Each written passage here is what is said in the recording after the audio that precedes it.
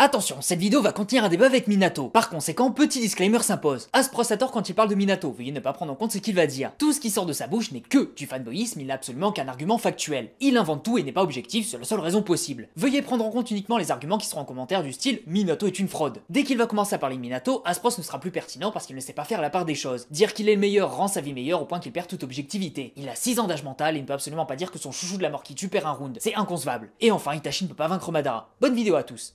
痛みを感じろ。痛みを考え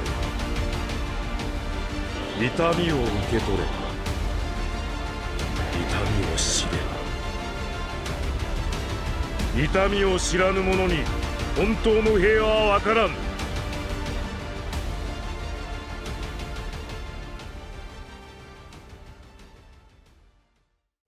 Wesh, canne à pêche, ça se prosse et aujourd'hui au programme, on va marcher sur des œufs, et pas les œufs les plus solides, les œufs fragiles là que les gens vont vouloir me lancer parce que bordel ça va crier. Mais ça va être drôle. Bref, dans les 3 premiers databooks, l'auteur a donné des statistiques aux personnages importants en subdivisant les différents domaines ninja. On a donc le ninjutsu, le taijutsu, le genjutsu, l'intelligence, la force, la vitesse, l'endurance et les sauts. Sauf que... osez me dire que vous êtes jamais demandé quel personnage était meilleur dans chaque domaine. Quel personnage a atteint le sommet en ninjutsu? Quel personnage règne incontestablement dans l'art sacré de la patate manouche? Qui a l'intelligence de Seto Kaiba? C'est plein de questions qu'on peut se poser. Et l'avantage, c'est que je suis là, donc vous n'avez pas besoin d'y réfléchir, vous pouvez me laisser tout faire à votre place. Installez-vous. Mais juste avant, comme d'hab, on ne prend en compte que la maîtrise dans le domaine en question, pas la puissance globale, on exclut les persos Rikudo pour éviter que Jubidara prenne quasi toutes les premières places, et enfin le ninjutsu sera traité en dernier parce que c'est plus complexe. Je garde le plus dur pour la fin. L'algorithme YouTube. Bref, puisque j'entends que vous êtes prêts à me tomber dessus quand je vais vous dire que Tenten est la meilleure en genjutsu, on va pouvoir commencer.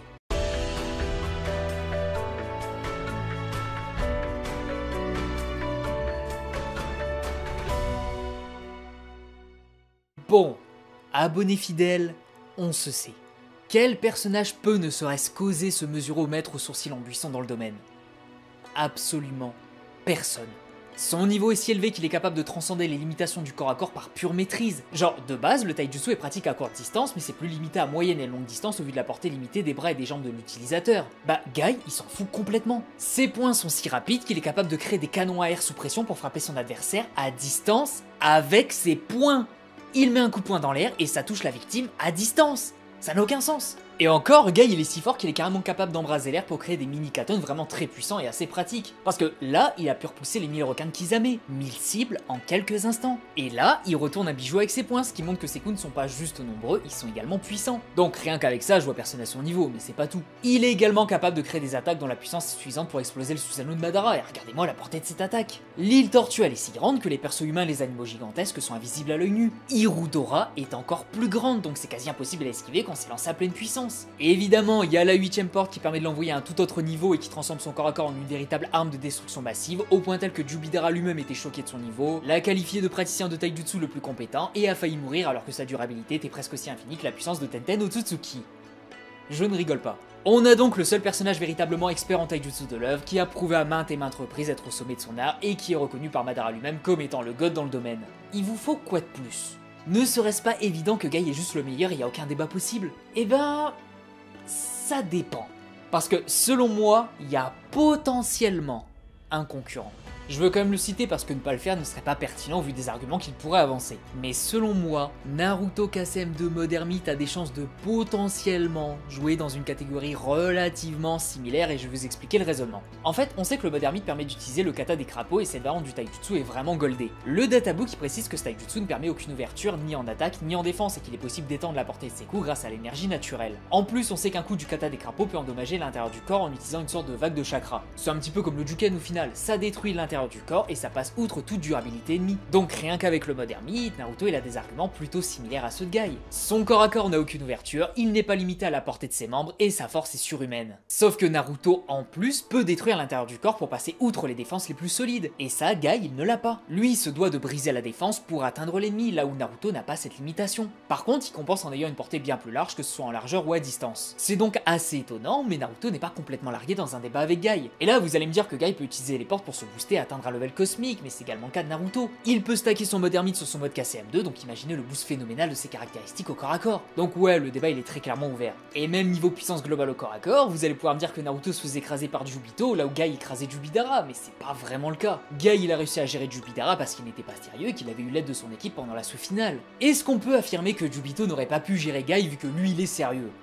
Bah pas forcément. Donc quand on compare les deux utilisateurs de corps à corps, on se rend compte que Guy c'est une technique impeccable qui lui permet de transcender la distance, de créer des attaques dignes de jutsu à la portée ultra large et dont la puissance est folle, là où Naruto est plutôt dans la finesse avec son Juken 2.0, son manque d'ouverture et la faculté de se créer des bras chakra pour maximiser l'efficacité de son corps à corps. Vraiment, je pensais mettre Guy tout en haut sans aucune concurrence, mais j'avoue que le Naruto là il m'a convaincu. Bon après le meilleur ça reste quand même Guy selon moi. Le simple fait d'être capable de transformer du simple taijutsu en des techniques comme Hirudora ou Asakujaku, ça relève presque du miracle. C'est lui qui a atteint le plus haut sommet en la matière, notamment via l'ouverture des portes, et il prend fatalement la première place ici. Guy Super Sexy Maito est le meilleur praticien de taijutsu, mais je reconnais que Naruto n'était pas si éloigné que ça. Donc on l'accepte.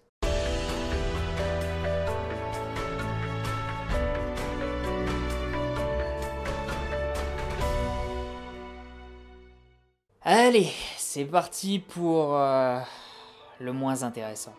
Shisui est qualifié de meilleur utilisateur de Genjutsu. C'est tout. J'aimerais débattre, mais non seulement son Koto Amatsukami est considéré comme le plus puissant des Genjutsu à plusieurs reprises, mais Shisui lui-même est qualifié de plus puissant utilisateur de Genjutsu. Après oui, ça ne reste que des statements de personnages, mais j'ai beaucoup de mal à concevoir que l'auteur n'ait pas voulu nous montrer que Shisui est le meilleur à travers les différentes scènes qu'il a dessinées. Selon moi, Itachi aurait été un candidat au top au vu de sa maîtrise sur une grande quantité de Genjutsu, des comptes, des Genjutsu avec le doigt, des Genjutsu avec les yeux, le Tsukuyumi, mais ça semble difficile d'aller à contre-courant de l'auteur ici. Même si... petite partie de moi me dit que le Tsukuyumi est quand même plus efficace dans pas mal de situations que le Koto Amatsukami, vu que ça peut tuer, ça ne dure qu'une seconde et y a pas de limitation temporelle. Mais je vais pas rentrer dans ce débat ici, l'auteur a été clair, Shisui est le GOAT en Genjutsu. Et pour Sasuke, il a effectivement surpassé Itachi dans les techniques oculaires, mais pas forcément niveau Genjutsu. Ça m'étonnerait qu'il maîtrise autant de Genjutsu que son frère, et je doute qu'il a un Genjutsu dont l'effet est la maîtrise absolue sur le temps et l'espace. Donc il serait apte à y résister, mais pas à en faire de même. Et dans tous les cas, Shisui solo.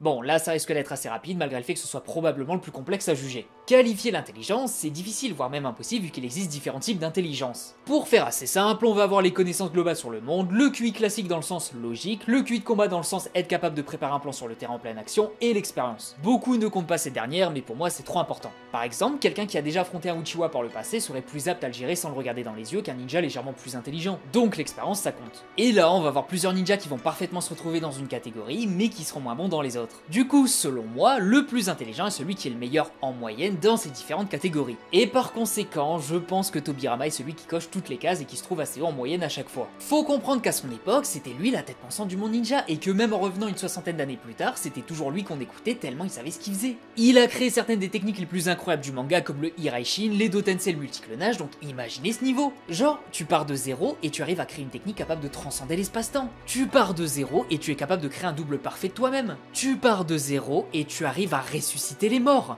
Parce que les utiliser c'est extrêmement compliqué, mais imaginez les créer, c'est carrément un autre level. Ses connaissances sur le monde ninja combinées à sa logique dans l'organisation des relations, sa capacité à établir une stratégie efficace en un instant et son expérience d'une bonne trentaine d'années sur le champ de bataille en temps de guerre font de lui le ninja le plus complet dans le domaine. Bien sûr qu'on va avoir des ninjas qui surpassent dans certains domaines, comme Orochimaru qui a sans doute plus de connaissances sur le monde ninja vu qu'il a bénéficié du travail de Tobirama et qu'il a peaufiné ça avec sa propre expérience. Shikaku et Shikamaru par exemple, avec un temps de réflexion, pourraient établir un plan plus complexe que celui de Tobirama. Mais en faisant des classements dans chaque domaine, on se rend compte que Tobirama se situe assez haut à chaque fois et qu'il est sans doute celui dont l'expérience est la plus élevée en termes de qualité et que son QI de combat reste inégalé. Ses connaissances sur le monde et sa logique ne sont peut-être pas les meilleures, mais ça reste suffisamment développé pour être candidat au trône. Donc globalement, c'est lui le meilleur. Mention spéciale quand même à Orochimaru qui possède les mêmes caractéristiques mais en légèrement moins développé. Mention spéciale à Kakashi qui est dans le même cas mais qui a une intuition inégalée, notamment dans les romans. Et mention spéciale à Minato, qui est également une sorte de Tobirama mais sans son expérience folle. Donc ouais, il est quand même chaud le Tobirama. Et en plus d'être super intelligent, il est super vif d'esprit, donc bonne chance pour essayer de le prendre par surprise. Il réfléchit, il agit vite l'animal.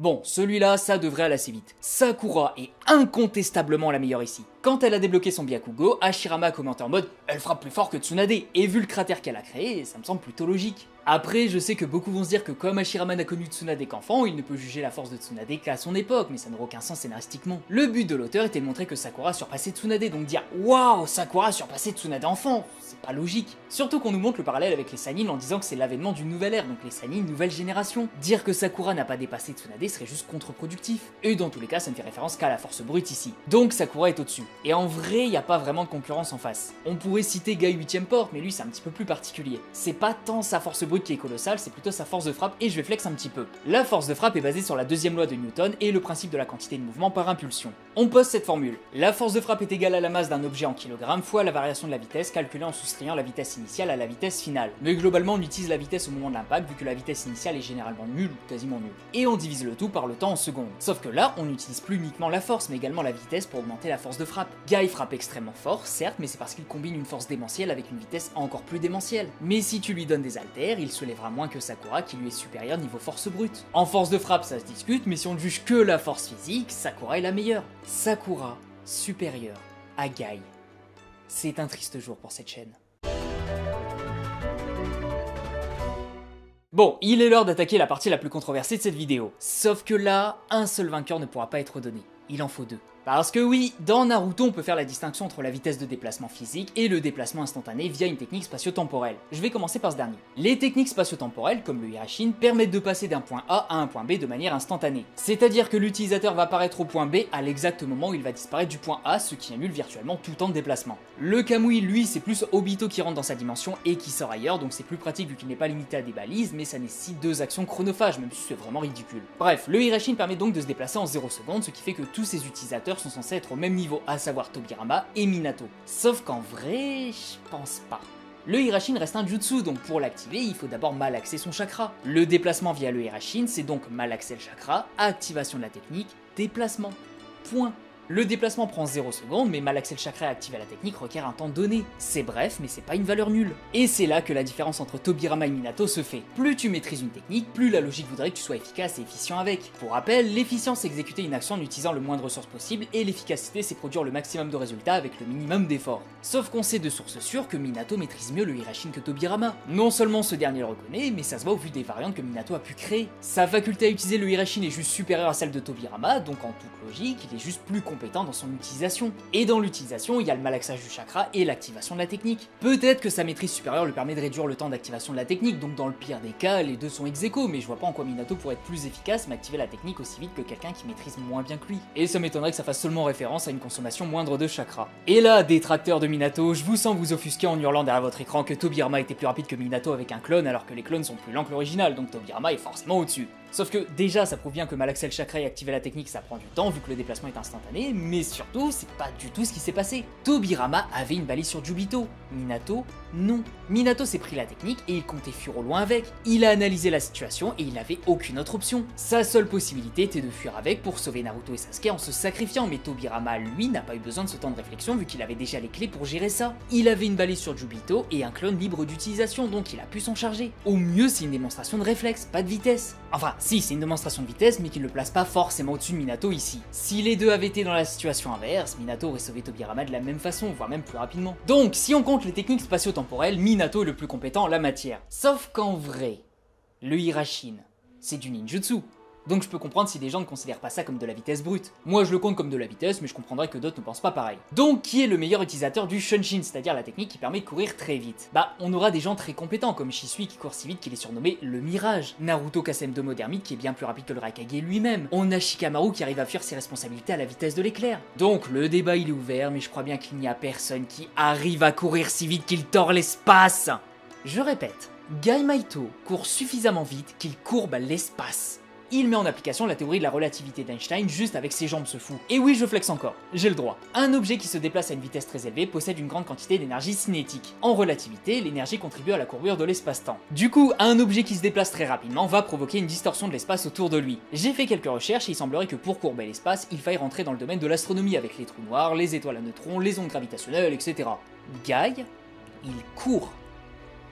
Est-ce que j'ai besoin d'en rajouter plus que ça? Donc Guy est évidemment le plus rapide. Minato via une technique spatio-temporelle et Guy via la vitesse de ses quadriceps, de ses ischio-jambiers, de ses mollets, de son tibial antérieur, ouais bon vous avez compris. Ce sont les plus rapides dans leur domaine.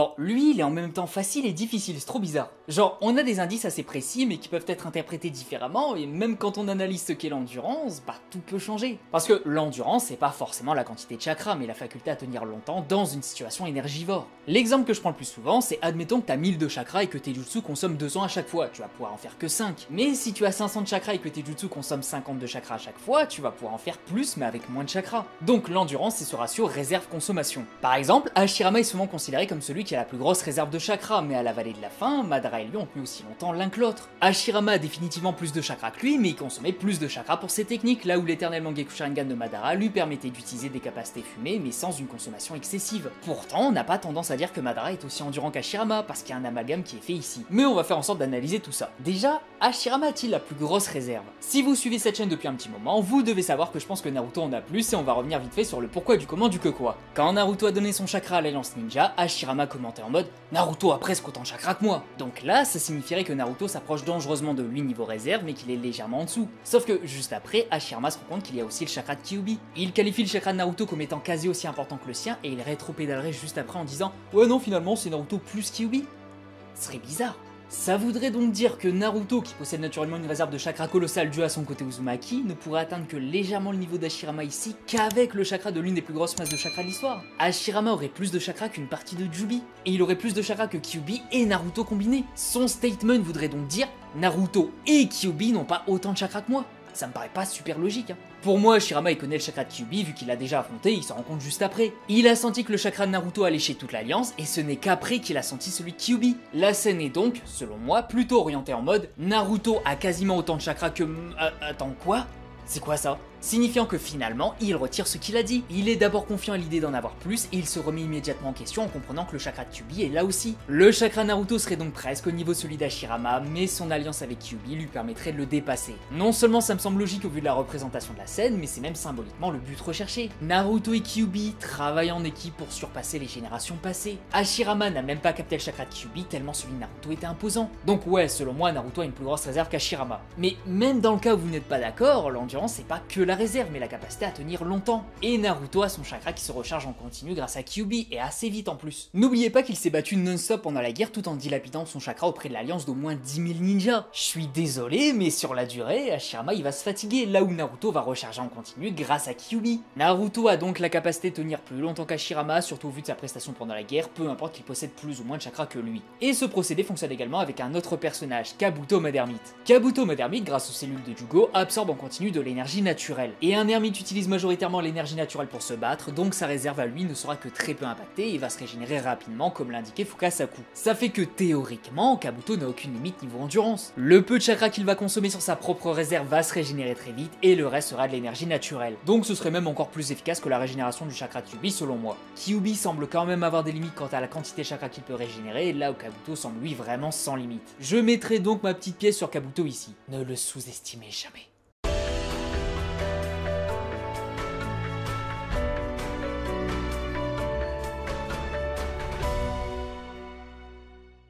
On s'en fout de celui-là. Désolé. Ouais non, on va quand même en parler, mais vite fait parce que c'est vraiment pas mis en avant. L'Esso, c'est la faculté d'utiliser des mudras. Voilà. Comment tu juges ça? La vitesse d'exécution? Le fait de les connaître tous? Parce qu'attention, il y en a pas eu tant que ça, le plus difficile étant de les enchaîner pour créer un jutsu, ce qui fait qu'il faut se souvenir de l'ordre précis, un petit peu comme les codes triches en GTA. Ça fait que plus tu as de jutsu différents, plus tu es compétent en la matière. Bah c'est possible. Personnellement, je dirais que Minato est au-dessus des autres.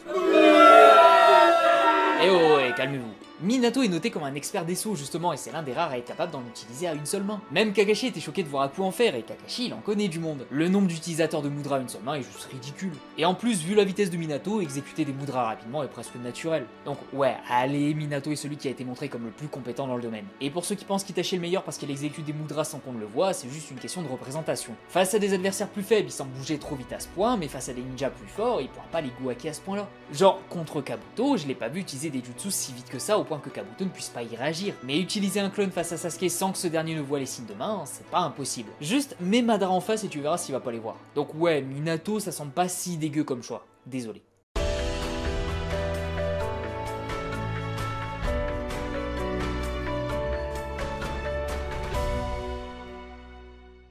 Et enfin, dernier domaine, le ninjutsu. Je les place à la fin vu que ça va être le plus incertain. Le problème du ninjutsu ici, c'est que la définition même de meilleur doit être analysée. Est-ce que le meilleur est celui qui maîtrise le plus de jutsu ou celui qui maîtrise les jutsu les plus puissants? Quantité ou qualité? Moyenne des deux? Capacité de création? Ça peut être un peu de tout. Et pour moi, les deux gros favoris sont Hiruzen et Kakashi, mais en fonction de votre définition, l'un va être meilleur que l'autre, mais ça ne dépendra que d'une pensée unique. Mais bref, on va analyser tout ça. Déjà, Hiruzen est reconnu comme étant capable d'utiliser tous les jutsu à Konoha. Sauf que, ça veut dire quoi? Il est capable d'utiliser tous les jutsu élémentaires en mode les Katon, Suiton, Doton, Raiton, Futon? Ou alors toutes les techniques au sens plus large, genre la crinière hirsute du lion, la manipulation des ombres, la transposition, etc. Bon, à la limite, la crinière ça peut passer, même si sa calva ça risque de pas trop aider, mais les techniques propres au clan, est-ce qu'il peut vraiment les faire? Ça, vous voyez, ça me choquerait un petit peu. Ou alors il peut les utiliser, mais largement moins bien que les utilisateurs des différents clans. Genre, contre les anciens Hokage, il n'a utilisé que des jutsu classiques, alors qu'une manipulation des ombres aurait été quand même assez efficace pour les immobiliser. Donc, à mon sens, c'est possible qu'il maîtrise tous les jutsu des clans, mais je mettrai pas ma fortune dessus. Concernant Kakashi, là ça va devenir complexe. Il maîtrise plus de 1000 techniques, mais concrètement, Hiruzen est censé les maîtriser aussi, vu que Kakashi fait partie de Konoha. Mais là, on va entrer sur le terrain de la maîtrise. Oui, Hiruzen connaît peut-être le Haikiri, mais il peut pas l'utiliser à cause de la vision tunnel que provoque la charge rapide. Ça fait qu'il la maîtrise, mais moins bien. Et Hiruzen n'a jamais montré de véritable maîtrise dans une technique précise, là où Kakashi a pu créer de la foudre violette tellement il est chaud en Raiton, il a pu modifier la structure atomique de la Terre pour créer du quartz, et il peut créer un Katon si puissant qu'il contre un Suiton lancé par une arme du Rikudo. Niveau maîtrise, il semble au-dessus, même si c'est difficile de l'affirmer vu qu'on ne connaît pas l'étendue de la maîtrise d'Hiruzen en la matière. Je pense donc qu'Hiruzen connaît plus de jutsu que Kakashi, et que Kakashi maîtrise des techniques plus puissantes que celles d'Hiruzen, genre à une échelle supérieure. Et du coup, mon choix se portera sur Kakashi, parce qu'en plus d'être très efficace avec ses jutsu, il est quand même monstrueusement polyvalent. Hiruzen maîtrise certes plus de techniques, mais quand tu en maîtrises plus de 1000 et que tu peux utiliser les 5 éléments, tu as un jutsu à chaque situation dans tous les cas. La palette d'action d'Hiruzen serait supérieure, mais on ne peut pas réfuter que Kakashi serait monstrueusement polyvalent. Que tu aies 1000 jutsu ou 2000, ça change pas grand chose au final. Il manque peut-être une véritable maîtrise de jutsu à Hiruzen pour le placer au-dessus de Kakashi, là où Kakashi, lui, coche les deux cases. Il est donc le meilleur ici. Mais, y aurait-il d'autres candidats? Bah, oui, mais c'est encore plus compliqué à dire. Le but d'Orochimaru était de tout maîtriser, et on ne peut qu'imaginer son arsenal de jutsu au complet. Pareil pour Tobirama. Sauf qu'on n'a jamais vu l'étendue de leur arsenal, donc impossible de quantifier ou qualifier leur niveau. Et dans tous les cas, ils maîtrisent pas mal de jutsu interdits, et c'est encore une autre catégorie tout ça. Peut-être pour une future vidéo. Mais enfin bref, c'est tout pour celle-là. C'était long, c'était compliqué, je m'attends à moult désaccords dans les commentaires, mais comme dirait Nelson Mandela, t'inquiète pas, ça va bien se passer poteau. Et pour vous, qui est le meilleur dans chaque domaine? Hâte de lire ça. En attendant, je vous dis à la prochaine pour une nouvelle vidéo. Des bisous les gens, prenez soin de vous, et la prochaine fois au programme, on va sortir l'un des sujets les plus putaclics de tous les temps. J'ai le droit moi aussi. En plus, c'est un sujet qui a été pas mal demandé, donc vous êtes coupables.